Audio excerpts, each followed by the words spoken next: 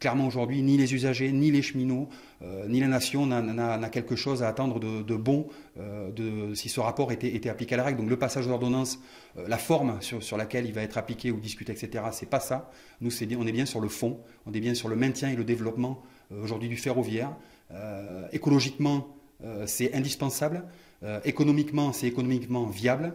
Et aujourd'hui, il faut le dire et le répéter. C'est pas en opposant les salariés, les cheminots aux agriculteurs, ou parce que ceux du privé ou ceux du public auraient un statut supérieur à ceux du privé. Aujourd'hui, le fond du problème, c'est qu'est-ce qu'on veut faire du service public, qu'est-ce que doit être un service public, est-ce qu'il doit dégager des bénéfices et permettre à la SNCF aujourd'hui de se développer au niveau mondial, parce qu'aujourd'hui, l'entreprise historique permet à la direction et au gouvernement de monter un des grands groupes mondiaux de transport, mais est-ce que c'est l'utilité, est-ce que c'est la vocation de la SNCF aujourd'hui d'avoir une compagnie de fret aux États-Unis, de faire rouler du métro en Australie, ou est-ce qu'aujourd'hui c'est de rendre le service public que les usagers attendent, pardon.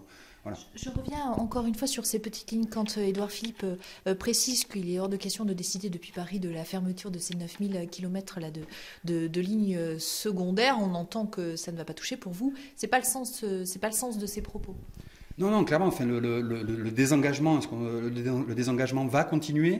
Et aujourd'hui, ce que fait l'État, c'est se dédouaner sur les régions qui auront et qui prendraient la responsabilité derrière de fermer ces lignes, puisqu'ils n'auront pas les moyens, ils n'auraient pas les moyens de les entretenir. Donc c'est clairement de dire, l'État, ça ne sera pas nous qui auront fermé, et ça sera bien les régions qui seront en responsabilité et qui les auront fermés.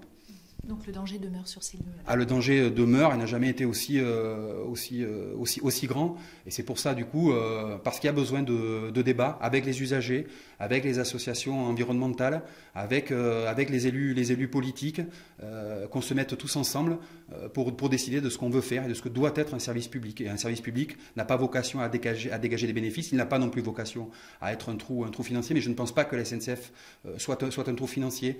À un moment donné, il faut prendre aussi en compte ce que la SNCF permet en développement, voilà, en termes d'industrie, que la SNCF aujourd'hui permet à nos gosses de pouvoir aller étudier à Bordeaux, etc. Aujourd'hui, malheureusement, pas dans de bonnes conditions, mais c'est ça la vocation. Et ça, il faut aussi...